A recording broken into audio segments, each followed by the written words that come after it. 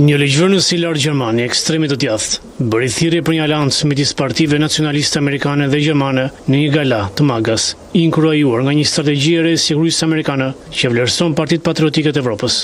Markus Frohnmayer ishte midis rreth 20 ligjvënësve shtetëror federale të BE-s nga Alternativa për Gjermaninë që morën pjesë në galan vjetore të organizuar nga Klubi Republikan i New Yorkut. Galaja është bërë një pikë takimi për republikanët e lidhur me MAGA-n dhe figurat ndërkombëtare të ekstremt të djathtë në vitet e fundit, me vetë presidentin e SBA-s Donald Trump që e kryesoi atë 2 vjet më parë. Shumë udhëheqësë evropian kanë frikë se mbështetja në rritje administratës Trump për partitë ekstreme të djathtë në kontinent mund të japë atyre legjitimitet më të madh dhe të ndihmojë ato të vinë në pushtet. AfD, Partia Anti-Imigrante, është tashmë e para në sondazhet kombëtare gjermane përpara zgjedhjeve të 5 shteteve në vitin 2026. Dokumenti strategjik i SBA-s i publikuar javën e kaluar e paraqet Evropën si një vend që po mbyt lirinë e fjalës dhe opozitën politike dhe shton se Washingtoni duhet të përqendrohet në kultivimin e rezistencës ndaj trajtorës aktuale të Evropës.